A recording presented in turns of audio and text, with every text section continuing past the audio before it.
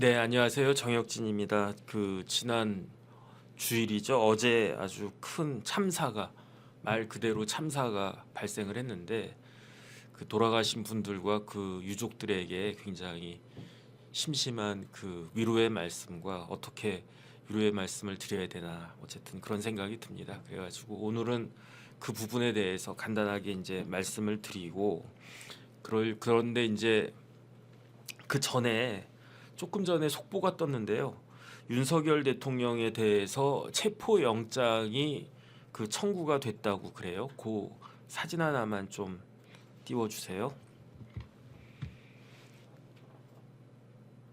참 2024년 올해 용의 해라고 그랬는데 어떻게 이제 거의 끝나는 내일이면 이제 2024년 다 지나가지 않습니까? 그러면 지금이 11시 반이니까 오늘 12시간 30분 지나면 그러면 24시간 더하면 이제 36시간 정도만 지나면 이제 2024년이 끝나가는데 그런데 이제 비행기 대형 참사도 어제 발생을 하고 또 오늘은 현직 대통령에 대해서 체포 영장이 청구가 되는 그런 아주 여러 가지로 국가적으로 봐서는 굉장히 불행한 일들이 연속적으로 이렇게 나오는 것 같습니다. 윤석열 대통령에 대해서는 공수처가 하나의 뭐 핵심 같이 이렇게 된 거죠. 그래서 공수처가 소환을 여러 번 이제 소환 통지를 갖다가 보냈었어요. 그런데 윤석열 대통령은 이 소환에 응하지 않았죠. 그런데 우리나라 형사소송법에 보면은 어떻게 되어 있느냐? 수사기관은 수사에 필요한 사람에 대해서 소환을 할 수 있다. 이렇게 소환할 수 있는 재량이 있다. 이렇게 규정하고 있고요. 그 다음에 범죄 혐의를 받는 사람이 이러한 소환 요구에 응하지 않을 때에는 그때는 체포 영장을 청구할 수 있다 이렇게 규정하고 있어요. 그런데 제가 몇 번 말씀을 드렸지만 윤석열 대통령이 공수처의 소환 요구에 응하지 않을 거라고 저는 생각을 했어요. 왜냐하면 공수처 소환 요구에 응하는 순간 공수처에서는 긴급 체포하지 않겠습니까? 그래서 긴급 체포하게 되면 그때부터 이제 신병이 그렇게 구속되는 그런 효과가 발생을 할 거기 때문에 그렇기 때문에 그런데 이제 좀 전에 설명드린 것처럼 피의자가 소환 요구에 응하지 않을 때에는 체포영장 청구할 수 있을 거고 체포영장을 발부하는 것은 뭐 공수처 같은 데서 발부하는 게 아니고 어디서 발부합니까? 이거는 법원에서 발부를 갖다가 하는 거겠죠. 제 생각에는 체포영장이 발부가 되기는 될 것 같아요. 가을향기님 감사드립니다. 그래서 아마 서부지방법원에다가 체포영장을 청구했다라고 그렇게 나왔는데 왜 서부지방법원이냐 중앙지방법원이 아니고 지금 대통령이 대통령 관저가 한남동에 있잖아요. 한남동이면 용산구 아니겠습니까? 용산구를 관할하는 법원이 서부지방법원이기 때문에 그렇기 때문에 서부지방법원에다가 체포영장을 청구를 갖다가 했고 그 다음에 영장이라고 하는 건요 뭐든지 기한이 있어요. 그 기한이 있는데 일반적으로 체포영장의 기간은 7일 동안이거든요. 그러니까 영장이 발부가 된다고 하더라도 공수처에서 뭐 수사관들이나 누구 보내겠죠. 누구 보내는데 관저에 들어갈 수 있을까? 만약에 경호처에서 뭐 그냥 뭐 윤석열 대통령 체포하세요 이렇게 하면은 그러면은 뭐 체포영장이 집행이 될 수 있을 텐데 그럼에도 불구하고 만약에 윤석열 대통령 경호처 직원들이 대통령실에 대통령 관저에 들어가지 못한다라고 막아 세우면 그러면 어떻게 되겠습니까? 그러면 뭐 윤석열 대통령은 법적으로는 굉장히 비난을 받겠죠. 정치적으로는.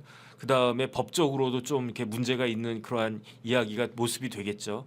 하지만은 현실적으로 체포영장이 집행이 되지는 못하는 거고 그렇다라고 하면은 오늘 발부가 된다고 하더라도 뭐 일주일 정도 뒤에는 오늘이든 내일이든 발부가 되는 체포영장의 효력 자체가 없어지게 되는 거니까. 그런데 이거를 다 알면서도 공수처에서는 이러한 그 체포영장을 법원에다가 청구한 것이다. 저는 그런 생각이 들고요.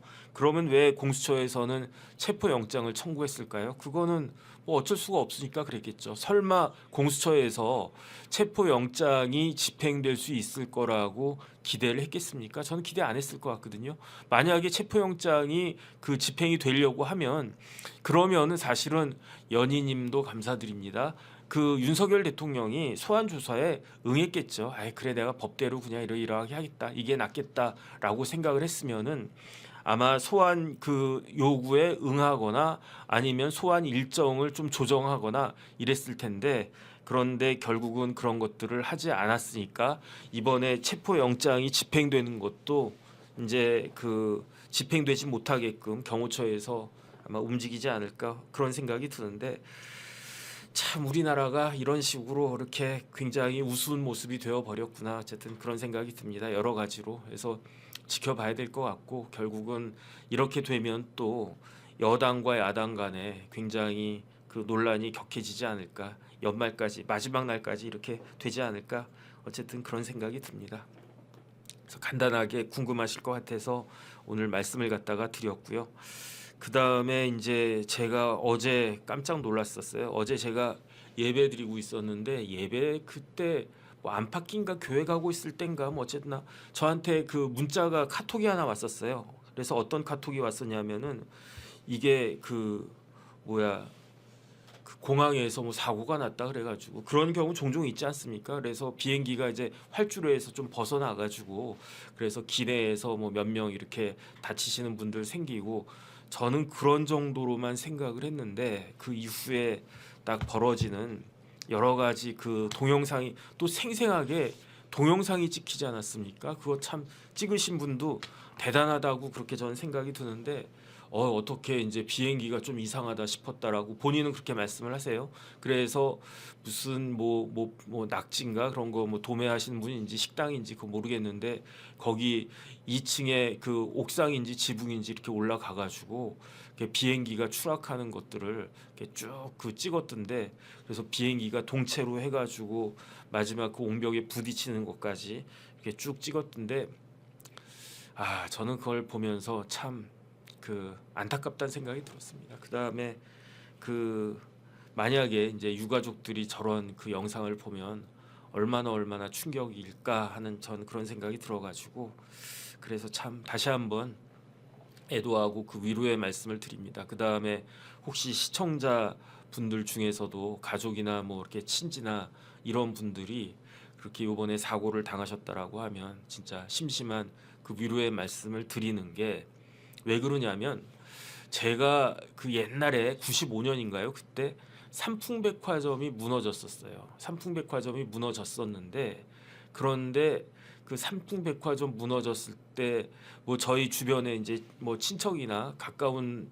사람이 이렇게 변을 당했네. 그러고 보니까 제가 아는 제 뭐 친구라고 할까 그 여학생이 있었는데 저랑 나이가 같은 그 여학생도 그때 그 변을 갖다가 당했네요. 그 다음에 또 뭐 제 친구나 아니면 뭐 누구나 해가지고 그렇게 멀지 않은 그런 분들이 사고 당한 걸 갖다가 보고 그 다음에 그 이후에 그 유가족들이나 이제 그 친구나 이제 이런 분들이 굉장히 뭐라고 그럴까 그 굉장히 상심하고 힘들어하는 걸 갖다가 제가 봤는데 그래서 이번에도 굉장히 많은 분들이 굉장히 큰 충격을 받으셨겠죠. 그래가지고 제 생각에는 우리 국민들이 이런 분들을 다 이렇게 보듬어주고 위로해주고 격려해주고 그 다음에 이제 잘 수습될 수 있도록 그렇게 힘을 모아야 된다. 저는 어쨌든 그런 생각이 듭니다. 그래가지고 요번에 그거 그 한번 사고 일지를 갖다가 제가 나름대로 정리를 갖다가 해봤어요. 그래서 제주항공 그냥 비행기 그림이나 좀 띄워주세요. 그래가지고 지금 뭐 사진이나 영상이나 뭐 유튜브나 그 네이버나 뭐 이런데 아주 도배를 갖다가 했는데 그 비행기가 그 망가진 그 모습은 지금 봐도 제가 너무 처참해가지고 이런 것들을 뭐 굳이 저까지 공유할 필요는 없지 않을까 저런 생각이 들고요. 이게 이제 제주항공에 이번에 사고가 난 비행기하고 똑같은 종류의 비행기나 같은 비행기일 수도 있고 아니면 똑같은 종류의 비행기라고 그래요. 그래서 저 비행기가 어제 새벽 1시 반에 방콕을 출발했습니다. 방콕을 출발했는데 저 비행기에는 어떤 사람들이 타고 있었느냐? 그 여행객들이 주로 타고 있었대요. 방콕에 뭐 출장 가는 일도 있을 수 있고 뭐 이런저런 사유로 왔다 갔다 할 수 있는 사람들도 있는데 저 비행기에는 여행객들이 많았대요. 왜 여행객들이 많았느냐? 그 광주나 이렇게 전남에 있는 전남 지방에 있는 그 여행사 두 군데가 자체적으로 여행객들을 모집했대요. 그래서 여행객들을 모집했는데 왜 여행객들을 모집했느냐?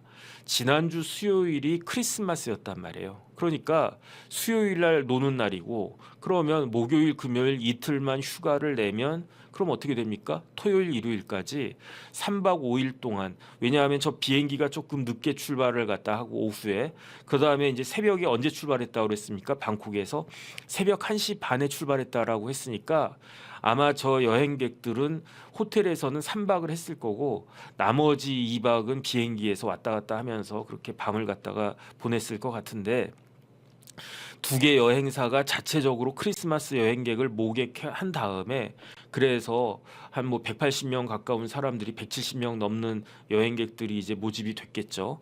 그 여행객들을 모집한 다음에 제주항공에 이야기해가지고 저 비행기를 임차한 거예요. 그래서 그걸 어떻게 할 수 있느냐?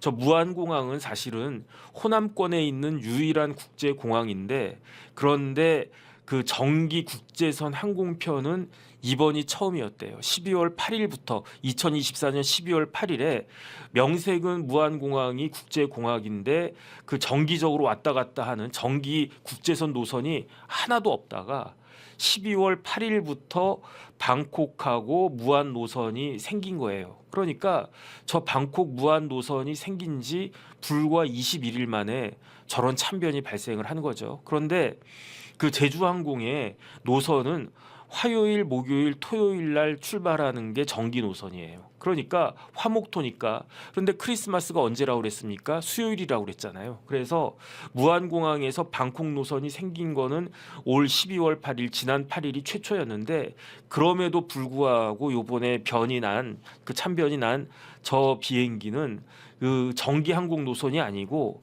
여행사가 자체적으로 모객해서 제주항공으로부터 그 임차한 그 비행기였다는 거죠.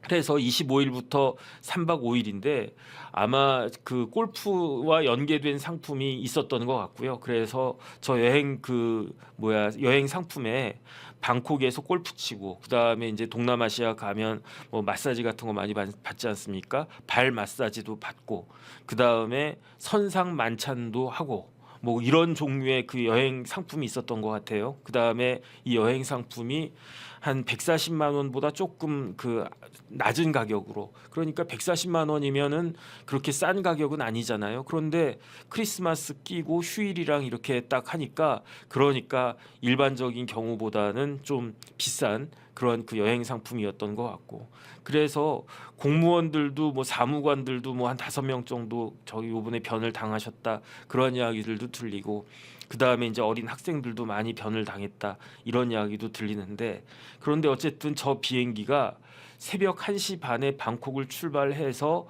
8시 반에 무안에 도착할 예정이었는데 뭐 큰 무리 없이 무안까지는 왔던 것 같아요. 그런데 무안에 도착 예정 시간보다 한 30분 정도 늦었는데 그런데 8시 57분에 관제탑에서 비행기에다가 조류 충돌을 조심하라고 경고를 발령을 했대요. 아마 그 아침에 뭐 한 8시 반, 뭐 9시 이 정도 그때 저기가 철새들이 되게 많은 곳이라고 하더라고요. 무안이. 그래서 8시 57분에 그 조류 충돌 경고를 관제탑에서 딱 내렸는데 그거를 내리자마자 갑자기 그 조종사가 메이데이를 이렇게 막 그 크게 이야기를 했대요. 메이데이라고 하는 게 결국은 사고가 났다라고 하는 그런 내용 아니겠습니까? 그래서 8시 57분에 조류 충돌 경고를 보냈는데 불과 2분 만에 메이데이가 비행기에서 딱 그렇게 됐고 그리고 난 다음에 불과 4분 만에 그 동체 착륙을 시도를 했다가 제 생각에는 동체 착륙이 잘 한 것 같아요. 제가 전문가는 아니지만 그 뭐라 그럴까 그 동체 착륙하는 걸 딱 봤을 때 뭐 이렇게 덜컹거리지도 않고 그냥 그거는 이제 착륙은 제대로 된 것 같은데 제가 이제 사실은 저도 이제 비행기 타고 그럴 때 요즘은 내비게이션 있지 않습니까? 내비게이션을 그러면 안 되는데 한번 켜봤었어요. 옛날에 한번 그 비행기 이륙할 때 속력이 얼마 정도 나는가. 그러니까 비행기가 처음에 이렇게 쭉 가다가 막 그 이륙하기 직전에 속력을 확 올리지 않습니까? 한 300km 정도 되더라고요. 그래서 제 느낌에 야 300km 그러면 KTX보다는 빠르네. 제가 그 생각이 딱 들고 한 300km 정도 그 빠르면 그 정도 속도면 그 비행기가 뜰 수 있는가 보다.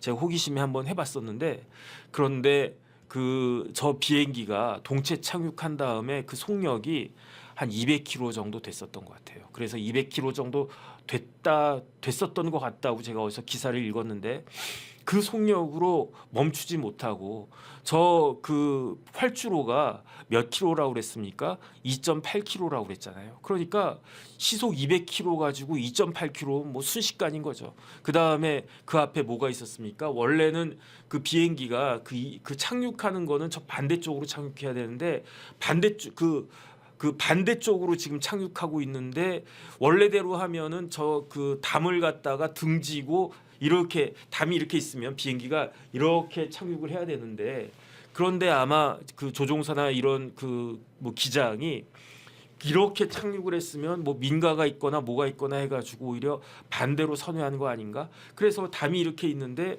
여기에다 대고 비행기가 거의 그 속력을 줄였어도 200km 정도 되는 속력으로 쭉 미끄러지다가 결국은 어떻게 됐느냐? 그 충돌한 것이 아닌가? 그 PD님 제가 그거 이렇게 쭉 날아간 거 있었잖아요. 그것 좀 띄워주세요. 그걸 그 정리를 해놓은 거 있는데 그래서 비행기가 어떻게 그게 됐는지 적어 보세요. 1번을 갖다가 보겠습니다. 1시 반에 방콕에서 출발했다고 그랬죠.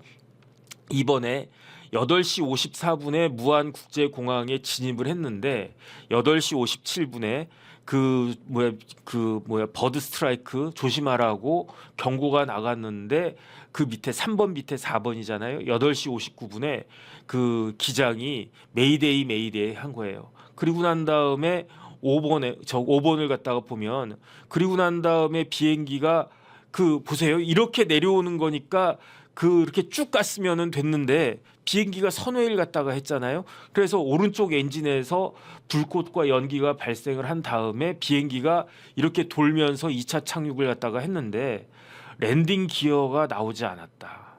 그다음에 9시 3분에 동체 착륙이 이루어졌고 그리고 난 다음에 저기 활주로가 길이가 2.8km인데 끝에서 끝까지가 2.8km라는 이야기잖아요. 그러니까 비행기가 동체 착륙한 게 끝에서부터 동체 착륙한 건 아니니까 2km도 안 되는 그런 거리를 쭉 미끄러지다가 제동이 안 되니까 그냥 그 10초 동안 활주로를 긁으면서 10초 동안 직진해서 8번 그 활주로 끝 외벽에 부딪히면서 그러면서 이제 사고가 발생을 했다.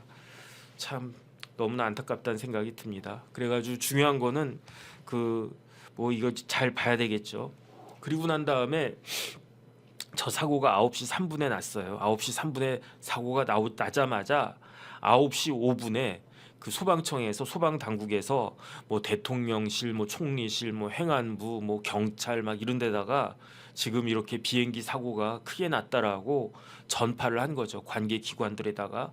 그러니까 이 전파를 받고 5분 뒤인 9시 8분, 사고로부터 5분 뒤 전파를 받은 지 3분 뒤인 9시 8분에 행안부에서 조난 단계를 선포를 했고요. 그리고 난 다음에 한 40분쯤 지난 그 사고로부터 38분 정도 지났고 그 다음에 대통령실에 전파된 지 36분 정도 지난 9시 41분에 최상목 그 권한대행이 그 긴급 지시사항을 그 관계 부처에다가 그 보내고 그리고 나서 그 한 10분쯤 뒤인 9시 50분에 제1차 중대본 회의를 갖다가 합니다. 제1차 중대본 회의를 하고 그리고 나서 회의를 뭐 간단하게 했던 것 같아요. 뭐 간단하게 한 10분 15분 정도 한 것 같고 그리고 최상목 권한대행이 곧장 10시 10분에 곧장 무안으로 출발을 해서 그래서 그 한 무안까지 어떻게 갔나 뭐 KTX 타고 갔나 뭐 그랬겠죠.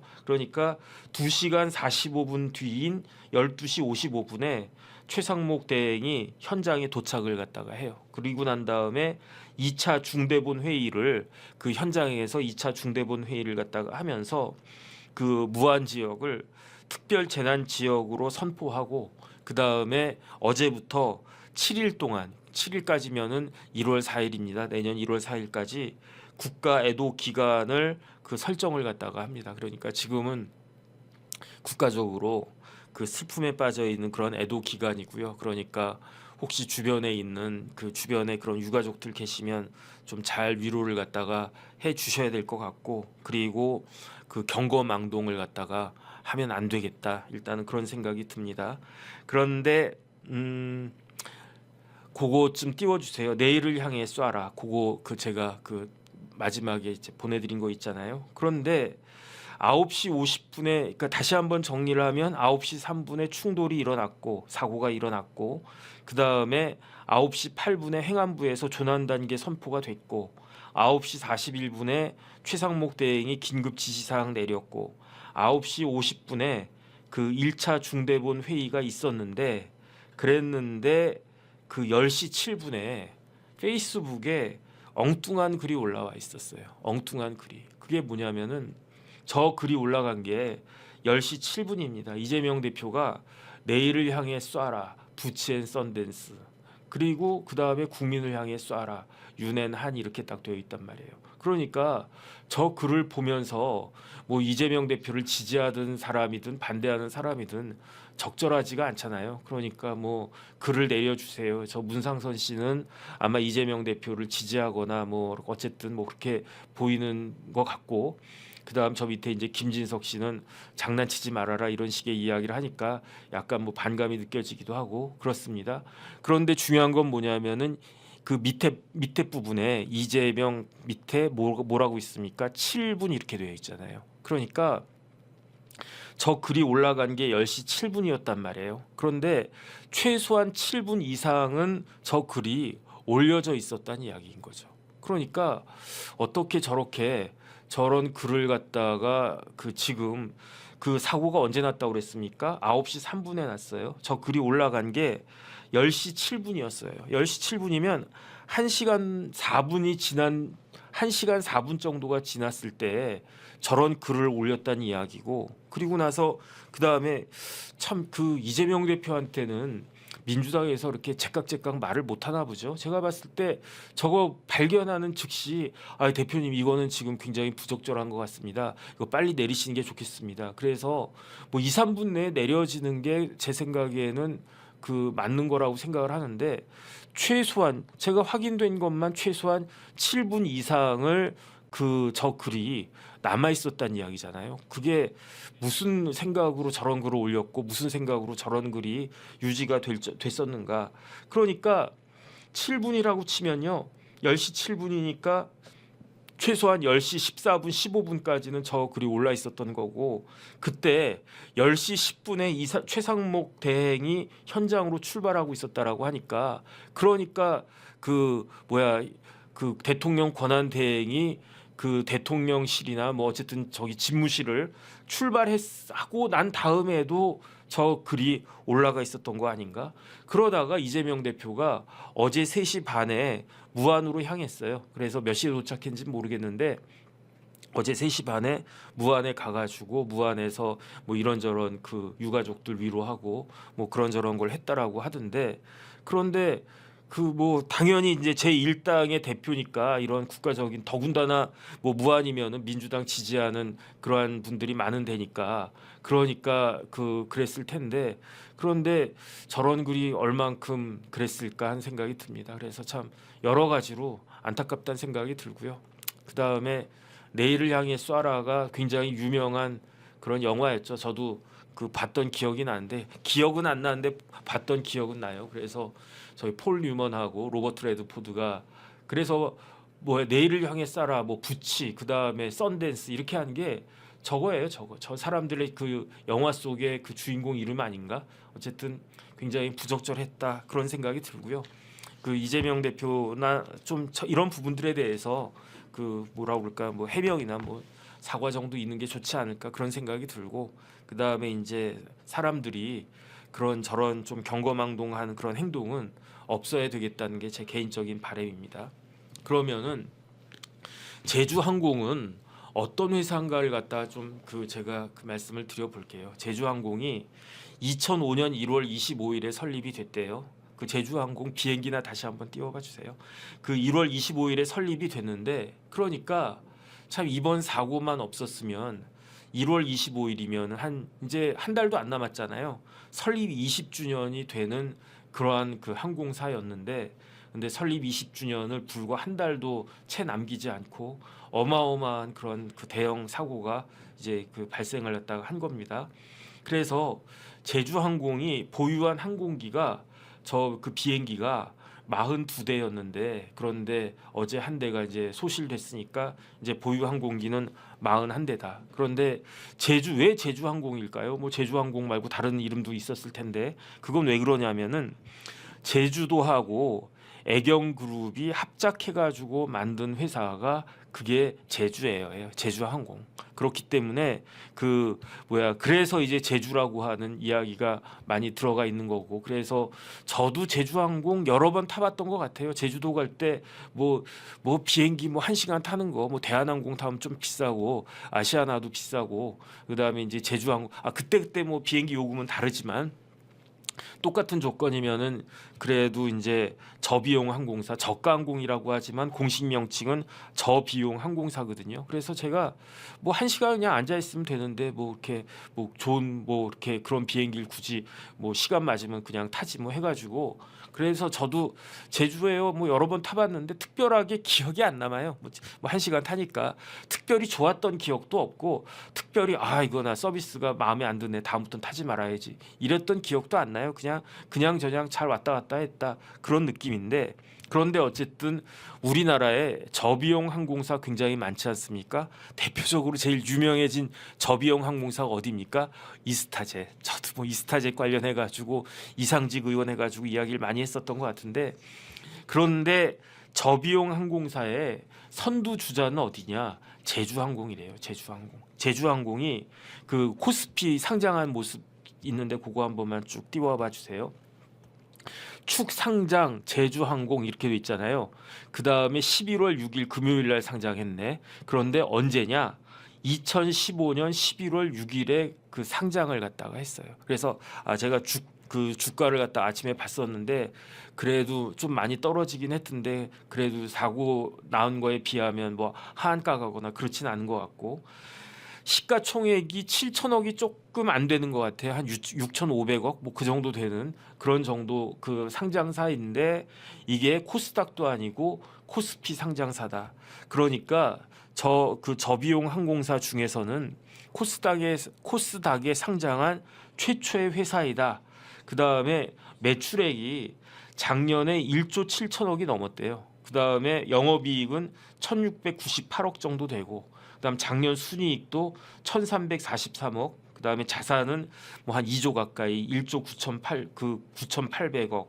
그다음에 이제 부채는 1조 6,700억. 그다음 직원들은 2,800명이 넘는 직원들을 가지고 있는 나름대로 이제 중견 기업이고 그다음에 매출액이 1.7조인데 영업이익이 1,700억이면은 그 매출액 대비 영업이익률이 10% 정도면은 그 나름 이렇게 견실하고 탄탄한 회사 아니겠는가 저는 그런 생각이 드는데 그래서 저비용 항공사 중에서는 제일 그 선두주자라고 볼 수 있는 데가 제주항공인데 어떻게 이런 사고가 일어났을까 참 참담하다는 생각 다시 한번 듭니다. 그 지배 구조를 한번 볼게요. 그것 좀 한번 좀 띄워봐 주세요. 지배 구조를 보면 AK가 무슨 뜻이냐면 애경을 의미하는 거예요. AK니까 A가 애고요. K가 경이니까 애경홀딩스에서 50% 넘게 가지고 있어요. 원래는 75대 25로 시작을 했었는데 뭐 유상증자 같은 걸 하면서 제주도에서 그 유상증자 따라오지 못해가지고 지분율이 6.1%까지 그렇게 그 축소가 된 것 같고 그 다음에 국민연금공단도 6.1% 트리스탄 선생님도 감사드립니다. 그다음에 애경 자산관리나 우리사주조합 뭐 이렇게 해가지고 다 합치면 얼마가 될까? 6, 22, 15, 17이니까 한 70% 정도가 조금 안 되는 것 같아요. 저기 주요 주주들이. 나머지는 뭐 일반 투자자들 아닌가, 저는 그런 생각이 듭니다. 그래서 이번에 참 사고가 났는데, 그래서 제주 그 사고가 났을 때 그 원인은 이제 밝혀지겠죠. 제 생각에는 4개 중에 하나가 아닐까 싶습니다. 첫 번째는 불가항력적인 사고. 그러니까 진짜 버드 스트라이크가 일어났고, 그런데 아주 공교롭게도 그 버드 스트라이크로 인해 가지고 비행기가 도저히 뭐 어떻게 할 수 없는 그러한 그 상황이 되어 버렸고, 그렇기 때문에 이런 참변이 어쩔 수 없는 상황이 발생했다. 그럼 뭐 불가항력적인 거겠죠. 그다음 두 번째 생각할 수 있는 게, 저게 보잉사에서 만든 737인가 그렇잖아요. 그 보잉사 비행기 자체가 어떤 결함이 있을 수 있겠죠. 그래서 비행기 자체 결함이 있으면 그거는 제조사한테 책임을 물을 수 있을까? 어쨌든 그건 지켜봐야 될 것 같고, 세 번째는 그 제주항공에서의 문제가 있을 수도 있겠죠. 그래서 예컨대 정비가 제대로 안 됐거나, 정비가 안 됐을 확률이 조금 있어 보인다는 생각이 드는데, 조심스럽기 때문에 제가 그 단어는 안 하겠는데, 뭐 오늘도 뭐 랜딩 기어가 다른 그 비행기에서 랜딩 기어가 또 문제가 됐다, 뭐 그런 이야기 오늘 기사를 갖다 봤는데, 그렇게 그 제주항공에서 정비가 불량했다든지 아니면 기장이 실수했다든지. 근데 기장은 제 생각에는, 기장님은 굉장히 나름 최선을 다하려고 노력했던 거 아닌가, 개인적으로 그런 생각은 드는데, 정비 문제는 잘 모르겠어요. 마지막으로 네 번째는 무한 비행장에 구조적인 문제가 있는 거 아닌가, 저는 그런 생각을 할 수도 있지 않을까. 왜냐하면 기본적으로 활주로 길이가 짧았다고 그랬고요. 그 다음에 아무리 착륙하는 방향의 반대 방향이지만 저런 구조물이 있는 게 그게 맞는 건가? 그런 것들 이제 의혹을 제기하니까 이런 부분들에 대해서 종합적으로 그게 나오지 않을까, 저는 그런 생각이 듭니다. 그래서 무안공항에 대해서 잠깐만 제가 말씀을 드리면서 조금 정리를 갖다 하겠습니다. 무안공항이요, 개항을 언제 했느냐? 2007년 11월 8일, 무안공항 사진 하나만 좀 띄워주세요. 2007년 11월 8일에 개항했으니까, 그러니까 17년 정도 된 거죠. 17년 조금 넘었네. 지금이 2024년이니까. 무안공항을 그 운영하는 기관은 어디냐? 한국공항공사가 무안공항을 운영을 갖다가 하는데, 그런데 호남에서 유일한 국제공항이 어느 공항이냐? 그게 무안공항이다. 그런데 호남에 그러면 옛날부터 전라도 지방에는 국제공항이 없었나? 그렇지가 않아요. 옛날에는 호남 지방에 국제공항이 있었는데, 그 공항이 어디 있었느냐? 광주에 있었대요. 그러니까 제가 뭐 광주 공항은 가본 적이 없어요. 그런데 뭐 이것저것 옛날에 제가 어디 갈 때 그 뭐 광주에 뭐 급하게 갈 일이 있을 때 공항을 통해서 가야 되나, 뭐 기차표 없고 그러면 뭐 그래서 광주 공항 가야 되나, 뭐 그랬던 기억은 나는데, 광주까지는 저는 기차 타고 갔거나 아니면 아예 차를 몰고 갔거나 그랬지, 광주에 비행기 타고 갔던 적은 없는데, 어쨌든 옛날에는 광주 공항이 국제선을 운영을 했었는데, 언제까지? 2008년 5월 28일까지. 그런데 2007년 11월 8일에 그 무안공항이 개항을 하니까 광주 공항의 국제선 노선을 무안으로 몽땅 다 이전을 갖다가 해버렸대요. 그런데 좀 이따 말씀을 드리겠지만은 그게 굉장히 악재로 작용을 한 것 같아. 그러니까 광주공항의 국제선 노선이 무안으로 이전하니까 광주 사람들도, 뭐 광주나 그 부근에 있는 사람들도 무안공항을 이용했느냐? 이용을 안 했어요. 왜냐하면 무안공항 가는 게, 광주에서도 무안공항 가는 게 굉장히 불편하대요. 그래서 자가용 몰고 저기까지 가든지 아니면 뭐 일반 대중교통도 굉장히 부실하고 해가지고, 그래서 저 같아도 뭐 그렇게 해가지고 무안공항 해가지고 뭐 국제선 타느니 어떻게 한다? 그냥 인천공항 가지, 김포공항 가지. 조금 시간 더 걸리더라도. 그다음 더 문제는 뭐냐면은, 뭐가 있어야지 무안공항을 가지. 뭐 일본을 가든 중국을 가든 베트남을 가든 방콕을 가든 어디를 가든 무안공항에 뭐가 있어야지 되는데 무안공항에는요 명색만 국제공항. 저기 보세요. 무안국제공항, 무안 인터내셔널 에어포트라고 딱 되어 있는데 무안에서 뜨는 비행기가 없는 거라. 제가 좀 전에 말씀드렸잖아요. 정기 그 국제 노선이 언제 처음으로 만들어졌다? 2024년. 저 무안 국제공항이 2007년 11월 8일에 개항이 됐는데 정기 노선, 국제선 정기 노선이 취항된 거는 2024년 12월 8일이었다고요. 그러니까 17년 하고도 한 달쯤 지난 다음에야 비로소 정기 노선이 취항이 됐는데 지금 이런 사고를 갖다가 당했으니까 이게 계속적으로 유지가 될 수 있나? 저는 그런 생각이 듭니다. 그러니까 그런데 왜 무안에다 공항을 만들었지? 이런 생각이 드는 거예요. 활주로 길이가 그 2,800km래요. 2,800km라고 했는데 저 활주로 그림 쭉 그린 거 있잖아요. 그쯤 좀 띄워봐 주세요. 활주로가 2,800km인데 보세요. 활주로가 제일 짧은 공항이 어디냐? 양양. 양양도 국제공항인데 양양은 정기 노선 취향이 하나도 없는 것 같아요. 그 다음에 청주공항은 요즘 뭐 이래저래 이렇게 사람들이 그냥 서브 공항으로 이용이 이전보다는 좀 많이 되는 것 같아요. 청주 2.7km, 무안공항은 2.8km. 그 다음에 김해나 제주는 3.2km, 김포공항은 3.6km. 인천공항은 3km 7,500, 3.75km, 3km 750m. 이렇게 되니까 그 무안공항은 굉장히 국제공항이라고 하기에는 활주로 길이가 문제가 있다. 그래서 3,160km로 내년까지 연장하는 공사가 지금 진행되고 있대요. 그러면은 김해나 제주에 버금가는 정도 그 활주로 길이가 되는 거지.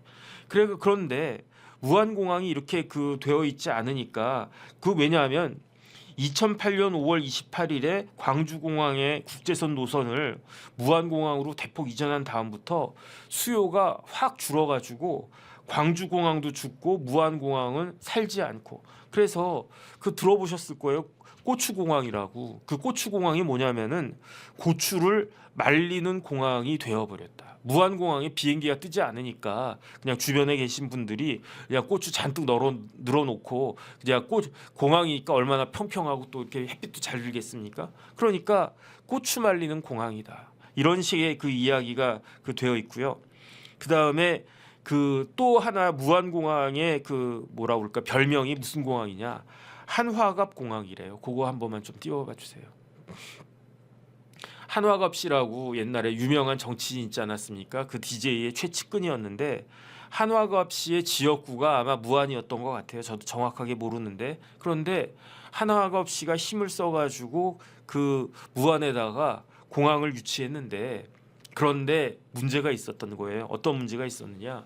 제가 봤을 때는 거짓말이라고 할 수는 없겠지만 뻥튀기를 갖다가 한 거예요. 그래서 공항 하나 만드는데 돈이 얼마 들겠습니까? 저 무안공항을 언제 착공했느냐? 1999년 12월 말에 착공했어요. 1999년 12월 말이면 그때 대통령 누구였습니까? 대통령이 DJ였단 말이에요. 김대중 대통령이 김대중 대통령 때인 1999년 12월 말에 저 무안공항을 착공해가지고 개항이 언제 됐다고 그랬습니까? 2007년 11월 8일에 됐다라고 했으니까 한 8년 정도 공사를 한 다음에 무안공항이 이제 됐는데 저 무안공항이 들어간 돈이 저 공항 만드는데 3천억이 들었대나 얼마 들었대나 지금 돈이 아니고 옛날 돈 20년 전에 3천억 들었다라고 하니까 어마어마한 돈이 들어간 거 아니겠습니까? 그런데 그렇게 예산을 쓰려면 예측을 해야 될 거 아니에요. 야, 요번에 이제 공항을 무안에다가 만들면 그러면은 수요가 얼마나 있을까? 얼마였게요? 수요가 얼마쯤 있었을 것이라고 사람들이 예측을 갖다가 했을까요? 이 정도 수요가 있기 때문에 그러니까 이 지역에 공항이 필요하다라고 주장을 하면서 내세웠던 숫자가 얼마냐? 992만 명이라고 그랬대요. 이왕 쓰는 거 8만 명 더 써가지고 1년에 1,000만 명이 저 무안공항을 이용할 것이다. 그렇게 차라리 하지. 992만이나 1,000만이나. 그런데 실제로 이용한 사람은 몇 명이냐? 작년에 실제로 저 무안공항을 이용했던 사람은 몇 명이냐? 여행객이 24만 6천이었대요. 그러니까 992만이라고 뻥튀기 해가지고 예측을 했는데 실제로 공항을 쫙 개항을 해보니까 24만 6천 명만 이용을 한 거예요. 그러니까 모든 게 헛술할 수밖에 없지. 그러니까 활주로도 짧은 거고, 그러니까 관제탑이나 뭐 이런 거나 뭐 이런 것들도 문제가 있었던 거 아닌가. 예측을 1,000만으로 잡고요. 그 다음에 실제를 24만 6천이라고 하면 예측 대비 2.5%도 이용을 안 했다는 이야기예요. 그러니까 992만 명이라고 뻥튀기 이만큼 해가지고 돈을 그때 돈으로 20년 전에 수천억을 갖다 쏟아 부었는데, 그런데 그때가 아닌 지금 2024년 말, 그러니까 2023년, 그러니까 올해 통계는 아직 안 나왔을 테니까 2023년 그 기준으로 24만 6천 명밖에 그 이용을 안 했으니까 예측에 불과 2.5%밖에 이용을 안 하는 그런 공항이다. 그러니까 저 공항을 뭐라고 하느냐? 고추 말리는 공항이다. 이렇게 이야기가 되는 거고요. 그 다음에 이제 강기갑 시장이 뭐 이렇게 포스터에 붙인 거 있잖아요. 그거 잠깐만 띄워주세요.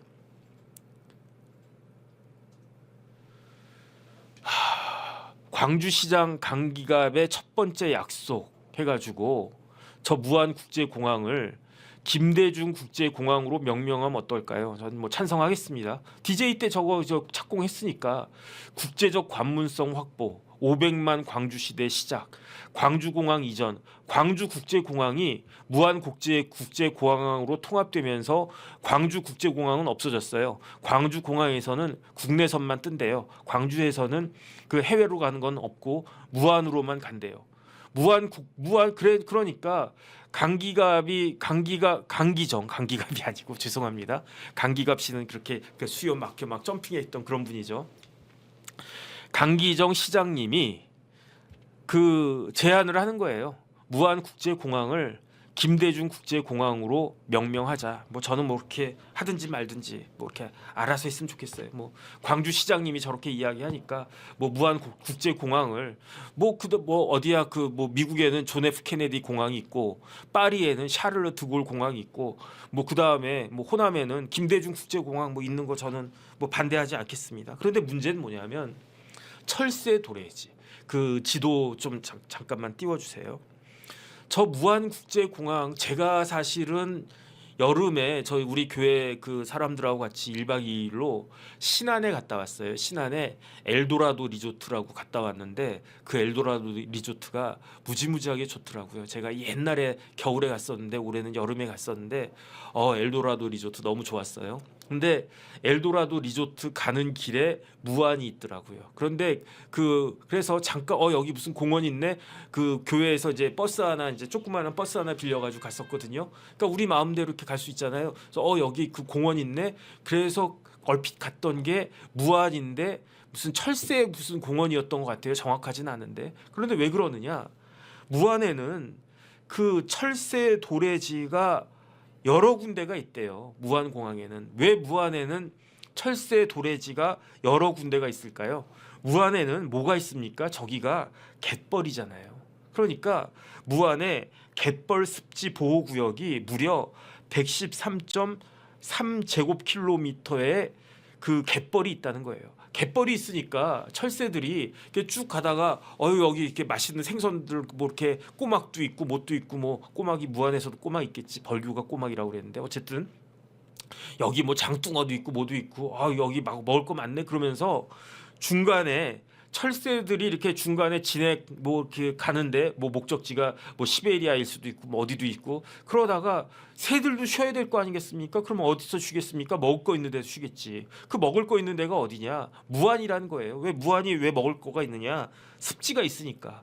습지가 113제곱킬로미터에 달하는 거대한 습지가 있고 거기에 먹을 것들이 많으니까 철새들이 몰려오는데 철새들이 몇 마리가 몰려오느냐 뭐 100마리 200마리가 몰려오는 게 아니고 1000마리 2000마리가 몰려오는 게 아니고 무려 12,000마리가 몰려온대요. 그러니까 저 가운데 무안국제공항 있잖아요. 동그란 게 네 군데가 다 철새들이 왔다 갔다 하면서 노는 데라는 이야기 아니겠습니까? 그러면 철새들 날아다니잖아요. 비행기도 날아다니잖아요. 그러면 날아다니면서 사실은 이렇게 그 그 하늘은 공간이니까 땅처럼 평면이 아니잖아요. 그러니까 땅에서 충돌 사고 날 하는 확률보다는 하늘에서 충돌 사고 날 확률이 훨씬 더 적겠지. 훨씬 더 적을 텐데 그런데 새들이 많을 때는 12,000마리가 이렇게 막 날아다니는데 그런데도 어떻게 공항을 갖다가 짓습니까? 이거를 뭐 제가 한 이야기가 아니고 뭐든지 심지어 뭐 아파트 짓거나 뭐 할 때에도 뭐를 하느냐 환경 영향 평가를 갖다가 해요. 그래서 제가 환경부 고문변호사라고 그러지 않았습니까? 그러니까 가끔 이제 환경 영향 평가 관련해 가지고 질의 같은 것들 오고 해 가지고 아, 환경 영향 평가가 생각보다 중요하구나. 사업할 때 환경 영향 평가 통과하지 못하면 사업이 진행이 안 된단 말이에요. 그다음에 제가 미군 기지전 사업할 때에도 그때 무슨 부엉이가 있고 뭐 솔개가 있고 그다음에 심지어 개구리인데 금개구리라고 있거든요. 그런 서식지 보호하게끔 그 공사해야 된다 해가지고 그것 때문에 골치를 갖다가 막 이렇게 썩였던 기억이 나는데 그런데 어쨌든 무안공항 만들 때에도 전략 환경 영향 평가를 그 받았는데 그때도 이미 원행이 있었던 거예요. 어떤 원행이 있었느냐? 조류 충돌 위험이 있다. 그러니까 이거를 비행기 그다음 특히 이제 안전에 그 위험이 있을 수 있으니까 대처를 잘 해야 된다. 그래가지고 대처하는 방법도 가르쳐줬대요. 어떻게 가르쳐줬느냐? 폭음기 써라. 소리 꽝꽝꽝 내라. 그러면 새들이 무서워서 이렇게 흩어지지 않겠느냐? 경보기 해라. 그 다음에 레이저를 쏴라. 그 다음에 뭐 깃발 같은 거 이건 별로 큰 의미 없을 것 같은데 그 다음에 LED 같은 거 이렇게 이용해가지고 철새를 갖다가 새들을 이렇게 막 이렇게 분산시켜서 조류 충돌 위험을 그 최소화하라라고 대응책까지도 제시를 했는데 저 무안국제공항은 시행을 안 했대요. 왜 시행을 안 했느냐? 지금 활주로 확장 공사하고 있다고 그랬잖아요. 2,800km짜리 그 2.8km짜리 키웨스트 심 대표님 감사합니다. 를 3,160m로 그 연장하는 공사를 하고 있으니까 이 활주로 확장 사업을 갖다가 하는 게 우선이지 무슨 뭐 그 조류 충돌 위험 뭐 그럴 것 같지도 않은데 그 다음에 뭐 지들이 뭐 부딪혀봤자 뭐 어디 이렇게 뭐 조종석이나 이런데 부딪히겠지 뭐 그러면 지들만 손해지 뭐 새들이 뭐 이렇게 머리가 있습니까? 제가 봤을 때는 그래가지고 활주로 확장 사업을 하지를 않고 그러니까 활주로 확장 사업을 이유로 해가지고 조류 충돌 위험에 대한 대응을 제대로 하지 않았다. 그래서 그 규정에 보면은 저기 근무해야 될 사람이 최소한 뭐 2명인가 몇 명 있어야 되는데 어제 사고 났을 때는 1명 있었나 없었나 뭐 그랬다고 그러더라고요. 그 다음에 실질적으로 조류 충돌한 그 케이스가 그 0.09%인데 저 무안공항이 그런데 제주국제공항은 0.013%래요. 그러니까 그 제주국제공항보다는 7배 높은 거고 그 다음에 김포국제공항은 0.018%니까 김포국제공항보다도 5배나 조류 충돌한 그 사례가 그 김포의 5배, 제주국제공항의 7배 이렇게 문제가 많은 그러한 공항이었다. 그 다음에 항공 관계자들도 경험이 부족할 수밖에 없지. 왜 경험이 부족합니까? 국제선 정규 노선을 운영한 경험이 이번이 처음이었으니까. 그러니까 그 항공 관계자들 무안국제공항에 있는 담당자들은요. 국제선 정규 노선 운영한 지 21일 만에 딱 3주일 만에 이런 사고가 터진 거예요. 그러니까 어떻게 됐습니까? 그 동체 착륙한다고 그랬어요. 동체 착륙한다라고 메이데이 이렇게 그 긴급하게 기장이 메이데이 부르짖고 외친 게 8시 59분이었는데 불과 4분 만에 동체 착륙했단 말이에요. 그러면 관제탑에서 그 상황 같은 거 빨리빨리 해가지고 그래서 조금이라도 더 시간을 갖다 좀 더 끌어라. 왜 시간을 끌어야 됩니까? 동체 착륙하기 전에 반드시 필요한 게 2가지가 있는데 첫 번째는 뭐냐? 그 공항 소방대를 대기시켜야 되고요. 왜냐하면 화재가 날 수 있고 그러니까 먼저 비행기가 이렇게 착륙하기 전에 공항 소방대가 대기해야 되고 두 번째는 그렇게 막 미끄러지면 랜딩 기어가 안 나오면 바퀴가 없는 거니까 몸통으로 그냥 밀고 가면 그러면 그 도로 활주로하고 그 비행기하고 마찰이 이렇게 있으면 바바바박 하면 불꽃이 튀고 그러면 그거 하게 되지 않았겠습니까? 그러니까 그 활주로에다가 불나지 않게 하는 소화 약재를 미리 쫙 깔아놔야 되는데 그것도 안 했다는 거예요. 그러니까 그 다음에 제가 봤을 때는 제일 큰 문제가 뭐 그 무한국제공항을 제가 정확히 모르니까 뭐라고는 말씀 못 드리겠는데 만약에 그 무한국제공항에서 그 기장한테 거꾸로 오면 안 된다. 거꾸로 오면 여기 벽이 있는데 이거 부딪히면 더군다나 비행기 안에 뭐가 있습니까? 항공유가 있잖아요. 항공유가 굉장히 비싼 기름 아닙니까? 그러니까 항공유가 되게 비싸대요. 근데 어쨌든 그래도 비행기 안에 기름이 있으면 부딪힌 폭발할 위험이 커지니까 원래대로 하면은 그 기름을 갖다가 다 빼고 난 다음에 그 동체 착륙을 하더라도 해야 되는데 그런데 제 생각에는 일단은 방콕에서 무안까지 거의 다 왔으니까 기름이 그렇게 많이 남진 않았을 것 같다는 생각이 들기는 하지만 그래도 뺄 수 있는 기름은 다 빼고 동체 착륙했어야 되는 거 아닌가? 저는 어쨌든 그런 생각이 드는데 모든 면에 있어서 과연 그 관제탑에서 항공 관계자들이 정확하고 노련하게 대처했는가? 그건 아니지 않습니까? 그러니까 여러 가지 것들이 이렇게 막 이렇게 돼가지고 동시에 이게 돼가지고 이와 같은 큰 참변이 발생한 것이 아닌가. 저는 어쨌든 그런 생각이 들고요. 너무 안타깝다 그런 생각이 듭니다. 그래서 제가 기사에서 그런 걸 읽은 것 같아요. 그 기장님이 끝까지 민가 충돌한 걸 막기 위해서 방향을 이렇게 했던 것 같은데 그런데 여기에 벽이 있다라고 한 걸 과연 그 기장님이 알고 있었을까? 저는 그런 생각이 들고요. 그러면 이런 것들은 아무리 급해도 이렇게 유도를 해줬어야 되는 거 아닌가? 그냥 착륙한 그쪽으로 이렇게 쭉 갔으면 뭐가 있었을까? 어쨌든 뭐 이렇게 조금 있으면 이제 하나하나 더 많이 밝혀질 것 같은데 너무 답답하다 이렇게. 그래서 사실은 제가 작년에도 제가 이렇게 말씀을 드렸었는데 올 한 해를 정리하면서 올 한 해 있었던 탑 이슈 10가지 정도 이렇게 뽑고 있었거든요. 그러니까 원래 옛날에는 뭐 국제 뉴스 10대 뉴스, 국내 뉴스 10대 뉴스 뭐 이런 거 이제 특히 이제 뭐 신문이나 이런 데서 뽑지 않습니까? 근데 올해는 뭐 그렇게 뽑는 데가 별로 없더라고요. 그래가지고 근데 사실은 저도 개인적인 10대 뉴스 매년 연말에 이렇게 딱 뽑고 있는데 그래서 작년에 기억하시는 분들 혹시 있으실지 모르겠는데 작년에 2023년 10대 뉴스를 제가 유튜브 시작한 지 얼마 안 됐지만 마지막 날에는 그거를 갖다가 이렇게 쭉 말씀을 드렸었던 기억이 있는데 그래서 올해도 내일 그렇게 10대 뉴스를 제가 뽑아야지라고 했는데 그런데 이거는 12월 29일 날 발생한 이 참사는 당연히 들어갈 수밖에 없는 그런 것이 된 것이 아닌가. 저는 그런 생각이 듭니다. 마지막으로 재난안전관리법 좀 띄워주세요. 재난안전관리법을 띄워주시고 재난 및 안전관리 기본법이 있어요. 그래서 중앙재난안전대책본부가 있어요. 대통령령으로 정하는 대규모 재난 관련해가지고는 행정안전부에 중앙재난안전대책본부를 둡니다. 어디에 둔다고요? 행정안전부에 둔단 말이에요. 그러면은 중앙대책본부에는 본부장을 둬요. 그러면 누가 본부장이 됩니까? 중앙대책본부의 본부장은 행정안전부 장관이 된다라고 재난안전법에 규정이 되어 있어요. 그래가지고 제가 저게 기억이 나더라고요. 왜 기억이 나느냐? 우리가 그걸 겪었잖아요. 뭘 겪었습니까? 참사를 겪었잖아요. 할로윈 참사를 겪지 않았습니까? 그래서 민주당에서 당시 이상민 행안부 장관을 탄핵을 했었어요. 왜 탄핵을 했었느냐?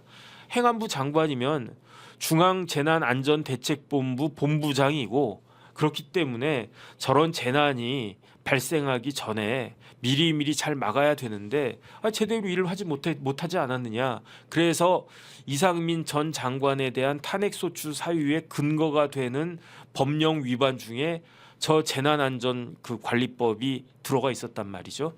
근데 혹시 제가 PD님 그거 보내드렸었나요? 이거 아스트로킴님 감사드립니다. 행정안전부 해가지고 뭐 총리, 뭐 대통령 이렇게 쭉 무슨 그림 같은 거 파워포인트 그림 제가 안 보내드린 것도 같은데, 근데 제가 뭐 이것저것 이렇게 인터넷 보다 보니까 어떻게 되어 있느냐? 최상목 권한대행이 1인 4역을 맡게 됐다 그러더라고요. 그래서 1인 지금까지는 1인 3역이에요. 부총리, 국무총리, 대통령 이 세 가지 역할을 동시에 해야 되는데 중앙재난안전대책본부에 본부장까지 맡게 됐다. 어제 기사가 이렇게 쭈루룩 뜨더라고요. 그래가지고 이상하다. 그 본부장은 행정안전부 장관인데 왜 최상목 권한대행이 그 본부장을 갖다가 맡지? 라고 생각을 해가지고 이상하다 생각을 해가지고 저 법을 갖다가 제가 찾아본 거예요. 그런데 제가 좀 전에 읽어본 거는 사망이었어요. 중앙대책본부 본부장은 행정안전부 장관이 된다. 그런데 사항이 있더라고요. 사항이 보면 제3항에도 불구하고 그러니까 제3항은 본부장은 행정안전부 장관이 되어야 하는데 그럼에도 불구하고 재난의 효과적인 수습을 위해서 그 일정한 경우에는 국무총리가 중앙대책본부장 권한을 행사할 수 있다 이렇게 돼 있어요. 어떤 경우냐? 저거였어요. 그래서 재난지역을 선포해야 되는데 재난지역 선포를 하려면 누가 이걸 갖다가 파악해야 됩니까? 본부장이 파악을 해가지고 중앙안전관리위원회 여기 위원장은 국무총리예요. 심의를 거친 다음에 본부장이 대통령한테 건의를 하면 대통령이 그 재가를 하고 특별 재난지역 선포를 그냥 해버리면 되는 거예요. 그런데 어제 어떻게 됐습니까? 9시 3분에 그 사고가 발생을 했는데 12시 55분에 최상목 권한대행이 무안에 도착한 다음에 한 2시나 그 정도 됐던 것 같아요. 그때 특별 재난 지역을 선포한 거예요. 왜 이렇게 빨리 됐느냐? 혼자서 다 했기 때문에 그런 거예요. 중앙재난안전대책본부장 최상목이 자기가 위원장인 중앙안전관리위원회를 열어가지고 심의를 하고 그런 다음에 그 중대본부장 최상목이 대통령 권한대행 최상목에게 선포를 건의를 한 다음에 대통령 권한대행인 최상목이 선포를 갖다가 한 거다. 그러니까 특별재난지역 선포가 이렇게 빨리 된 거다. 그러니까 선포 요청, 심의, 건의, 재가 선포 다 한 사람이 하는 지금 이런 모양이 우리나라가 됐다. 조금 전 그 법령 다시 한 번만 찾아봐 주세요. 다시 한번 제가 말씀을 드리면 저런 일이 어떻게 벌어졌느냐. 사항을 갖다 조금만 키워주세요. 사항을 보면은 사망에도 불구하고 그 밑에 1호 보겠습니다. 국무총리가 범정부적 차원의 통합 대응이 필요하다고 인정하는 경우 저럴 수밖에 없는 게 지금 행정안전부 장관이 있습니까? 없어요. 왜 행정안전부 장관이 없습니까? 1차적으로 이상민 장관이 탄핵돼 가지고 한 몇 달 동안 6개월인가 어쨌든 몇 달 동안 행안부 장관이 없는 상황에서 차관이 막 이렇게 썼단 말이에요. 그러다 보니까 어떤 일이 벌어졌습니까? 수해 일어났을 때도 행안부 차관이 그냥 대충 했어. 대충은 아니고 행안부 차관이 어쨌든 수습한다고 그랬었단 말이에요. 그러다가 이번에 계엄 선포 사건 있고 난 다음에 행정안전부 장관 이상민이 옷을 벗었잖아요. 사표 냈잖아요. 그런데 후임 장관을 임명하지 못했잖아요. 후임 장관 윤석열 대통령 임명한다고 하면 실질적으로 탄핵된 거나 마찬가지인데 임명할 수 있느냐? 이렇게 엄청나게 논란이 많았을 거 아니겠습니까? 박영선 위원장 국가 어쩌고 저쩌고 진실과 화해 협력 위원장 그 자리 대통령이 임명했다고 그때 어마어마하게 역풍 불지 않았습니까? 그런데 행안부 장관을 어떻게 임명해? 그러니까 지금 행안부 장관이 없어요. 그러면 이게 우리나라 역사상 가장 큰 그 비행기 사고는 대한항공인가가 괌에서 떨어졌을 때 그때가 가장 큰 사고였을 거고요. 우리나라 국내에서 벌어진 비행기 사고 중에 제일 큰 사고가 어제 일어났던 그 사고라는 말이에요. 그런데 행안부 차관이 본부장 할 수 있습니까? 행안부 차관이 장관 대행인데 행안부 차관이 이렇게 해가지고 중대본부 본부장 할 수 있습니까? 못 하잖아요. 그거는 만약에 행안부 차관으로 중대본부장을 본부장을 갖다가 시켰다라고 하면 아마 야당부터 뭐라고 할 거고 그다음 국민들이 어떻게 이런 일이 벌어졌는데 차관이 할 수 있느냐. 그러니까 어쩔 수 없이 이상목 이거는 국무총리 권한대행으로 하는 거예요. 그 중대본부에 그 본부장 다시 한 번만 띄워주세요. 그 본부장은 참, 야 살다 보니까 야 2024년 지금 뭐 1948년도 아니고 지금 우리나라에서 지금 이런 일이 벌어지고 있는 거예요. 그거 말고 그 법령을 갖다가 띄워주시면은 보면은 사항 다시 한번 보면 국무총리가 그 중앙대책본부장이 되는 거예요. 국무총리가. 그러니까 그 이상목 그 최상목 그 권한대행은 그 중앙대책본부장인데 그 중앙대책본부장은 총리급 중앙대책본부장인 거예요. 그러니까 총리급 중앙대책본부장으로서 총리를 대신해 가지고 그 본부장 역할을 하면서 경제부총리도 하고 그다음에 그 대통령 권한대행도 하고 이런 일이 지금 벌어지고 있는 것이다. 그런데 야당 대표라고 하시는 분은 무슨 뭐 내일을 향해 쏴라, 뭐 국민을 향해 쏴라 이렇게 말장난하고 앉아 있고 참 그 답답하다는 일단은 그런 생각이 들고요. 그 와중에 이제 대통령은 또 체포영장 청구가 됐고 뭐 어떻게 될지 잘 모르겠습니다. 그래서 연말까지도 참 2024년은 끝까지 연말까지도 굉장히 어수선하고 진짜 다사다난하다. 어쨌든 그런 생각이 듭니다. 그래서 옛말에 공자님 말씀에 논어가 있을 거예요.